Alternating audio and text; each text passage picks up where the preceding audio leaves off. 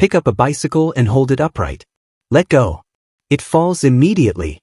It has no legs, no support, nothing keeping it vertical.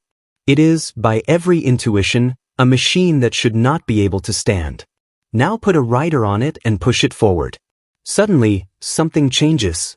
The same machine that collapsed the instant you released it is now rolling steadily down the street, balancing hundreds of pounds of metal and human being on two contact patches roughly the size of a thumb. Nobody fully explained how this works until the 21st century. And the answer, when it came, surprised everyone. A bicycle is, on the surface, one of the simplest machines in common use. 2 wheels, a frame, a steering mechanism, a seat. No motor in the traditional sense, no complex electronics, no active stabilization system of any kind. A child can learn to ride one in an afternoon. Billions of people around the world use them every day without giving the underlying mechanics a second thought. And yet the bicycle does something that genuinely should not be possible given its physical configuration. Standing still, a bicycle is completely unstable. Release it and it falls. The geometry offers no inherent standing stability whatsoever. 2 narrow wheels in a line provide no lateral support, and the entire structure will topple to either side the moment it is not actively held vertical. A table stands because its base is wider than its top. A bicycle's base is a single line. But the moment the bicycle begins moving forward, everything changes. The falling stops. The wobbling settles. A skilled rider can release the handlebars entirely and cruise for remarkable distances with no hands, the bicycle tracking straight and true on its own. Certain specially designed bicycles, released without a rider at the top of a gentle slope, will roll for hundreds of feet while remaining completely upright, steering themselves, correcting their own lean, and navigating gentle curves before eventually slowing to the point where they can no longer maintain balance. No rider. No hands. No active control of any kind. For centuries, physicists and engineers assumed they understood why bicycles balanced. They pointed to gyroscopic effects from the spinning wheels, to the geometry of the steering system, and to the skill of the rider. And all of those factors are genuinely involved. But when a research team at Delft University of Technology in the Netherlands built a bicycle in 2011 that was specifically designed to eliminate every known stabilizing mechanism, no gyroscopic effect, no favorable steering geometry, and it still balanced, the scientific community had to confront an uncomfortable truth. Nobody had actually fully understood bicycle stability. Not completely. Not yet. The first factor most physics textbooks reach for when explaining bicycle stability is angular momentum, and it is real and worth understanding even if it turns out to be only part of the story. When a wheel spins, every particle of mass in the wheel is moving in a circular path. The combined effect of all that rotating mass gives the wheel a property called angular momentum, a rotational equivalent of the ordinary momentum that keeps a moving object moving in a straight line. Angular momentum has both a magnitude, which depends on how fast the wheel is spinning and how much mass it contains, and a direction, which points along the axle of the wheel. Here is the critical property of angular momentum that matters for bicycle stability. It resists change. Just as a moving object tends to keep moving in the same direction unless acted on by a force, Newton's first law, a spinning object tends to keep spinning in the same plane unless acted on by a torque. This resistance to change in rotational orientation is called gyroscopic stability. When a bicycle is moving forward and its wheels are spinning, those spinning wheels resist being tilted out of their vertical plane. If the bicycle begins to lean to one side, the angular momentum of the wheels resists that lean, tending to keep the wheels rotating in their original vertical plane. This gyroscopic effect provides a degree of passive resistance to tipping that a stationary bicycle completely lacks. This is why it is noticeably harder to tip a bicycle sideways when it is moving fast than when it is moving slowly. At higher speeds, the wheels spin faster, angular momentum is greater, and the gyroscopic resistance to tipping is stronger. But here is where the textbook explanation runs into trouble. The gyroscopic effect, while real, is far too small in a typical bicycle to account for its observed stability on its own. Calculations show that the gyroscopic forces from bicycle wheels at normal riding speeds are significant contributors but not sufficient by themselves to explain why a bicycle remains upright. Something else is also at work. The second major factor in bicycle stability is a geometric property of the front steering system called trail, and it is simultaneously more subtle and more powerful than the gyroscopic effect in most practical riding situations. Look at the front fork of a bicycle from the side. The fork does not point straight down, it is angled backward so that the steering axis, if you extended it downward through the head tube to the ground, would intersect the ground at a point slightly in front of where the tire actually contacts the road. The distance between that intersection point and the actual tire contact point is called the trail. This geometry creates a powerful self-correcting behavior. When a bicycle begins to lean to one side, starting to fall, the front wheel is pushed by the interaction between the leaning frame and the road surface to turn in the direction of the lean. This is not the rider steering. This is the mechanical geometry of the steering system responding automatically to the lean. When the front wheel turns in the direction of the lean, it steers the base of the bicycle back underneath the center of gravity of the bicycle and rider. Imagine a person walking and stumbling slightly to the right. They instinctively step their right foot to the right to put support back under their body. The bicycle's front wheel does exactly the same thing, automatically, as a consequence of its geometric relationship with the steering axis and the ground.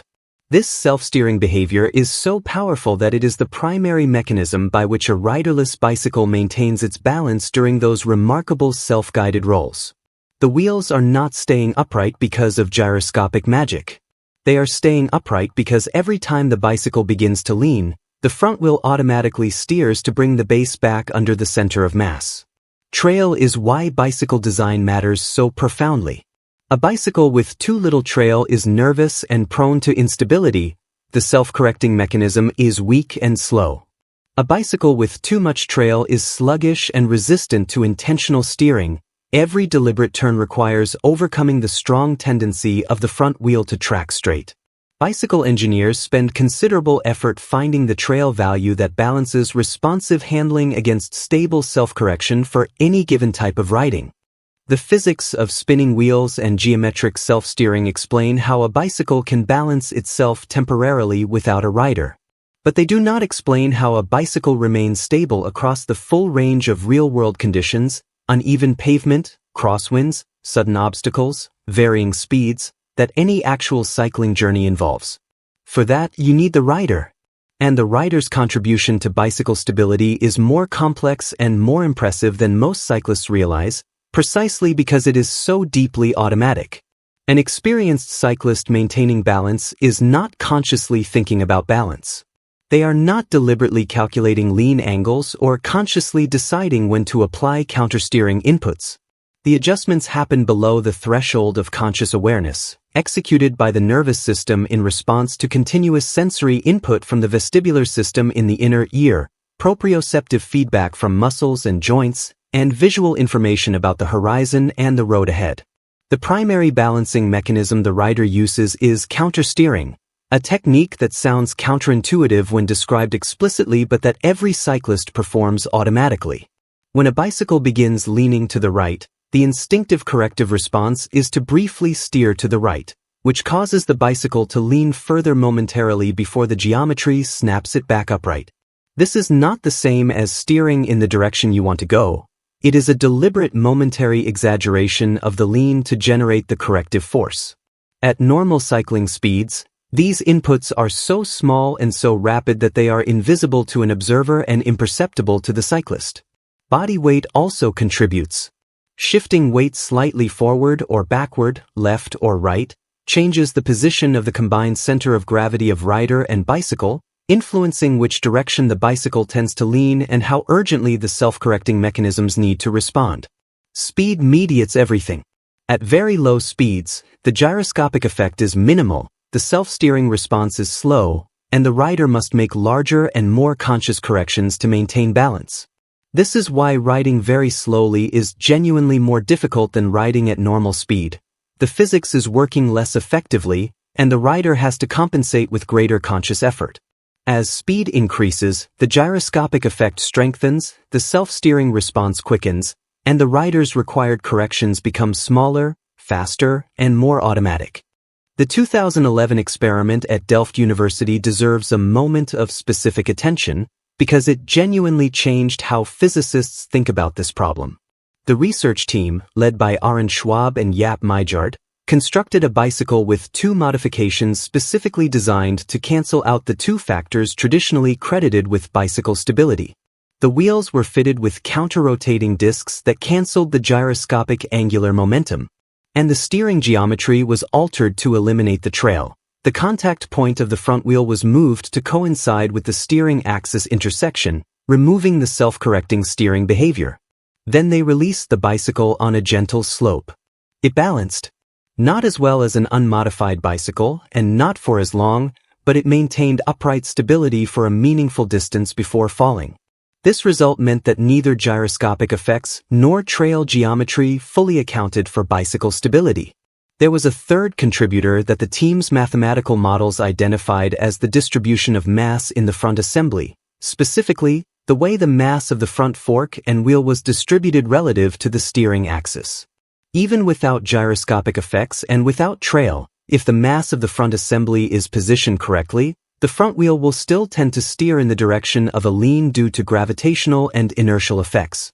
The complete picture of bicycle stability is therefore a combination of at least three separate mechanisms: gyroscopic effects, trail-induced self-steering, and mass distribution effects, all operating simultaneously, with their relative contributions varying depending on the specific design of the bicycle and the speed at which it is traveling. After 2 centuries of bicycle riding and decades of serious physics research, this three-factor picture only became clear in the early 21st century. A bicycle stays upright because of spinning wheels generating gyroscopic resistance to tipping, because of a front fork geometry that automatically steers toward any lean, bringing the base back under the center of gravity, because of mass distributed in the front assembly in a way that produces corrective behavior even when the other mechanisms are removed, and because of a rider whose nervous system is constantly processing sensory information and issuing microcorrections so rapid and so small that they are entirely invisible even to the person making them. No single factor explains it. No single genius designed all of it intentionally. The bicycle as we know it evolved through decades of iterative refinement by manufacturers responding to rider feedback, with the underlying physics only becoming fully understood long after the optimal design had already been arrived at by empirical experimentation. The next time you climb onto a bicycle and roll away from the curb, the forces that keep you upright are the same ones that puzzled physicists for 150 years. Gyroscopic momentum, geometric self-correction, mass distribution, and your own nervous system. 4 systems operating in concert, each contributing something the others cannot provide alone. What feels like the simplest thing in the world turns out to be one of the more genuinely complex problems in applied physics. And you learn to do it in an afternoon.